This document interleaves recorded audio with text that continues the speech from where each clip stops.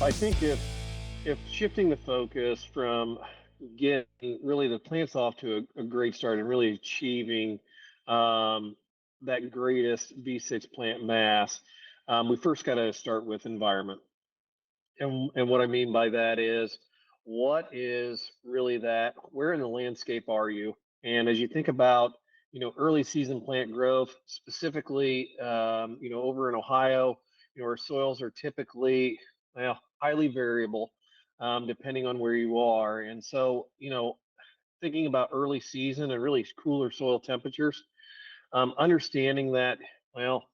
that landscape position, specifically furthest away from the water table, lower in organic matter, is going to have greater temperature fluctuation throughout a 24-hour period. And so, supplying nutrients, specifically nitrogen and sulfur, early, close to that plant, but at a high enough amount or lending itself to enough support to drive that early season vegetative mass to really achieve canopy really as quickly as possible. Everything we're trying to do early is to force growth specifically on the most challenging acres. And again, a lot of folks want to give up on that acre because it is so challenging. But really, in general, as you think about our industry, specifically around spatial agriculture, or the utilization of variable rate technology, it's addressing those known influences or environmental influences on nutrient uptake and plant physiology. And so, what we're really trying to establish is a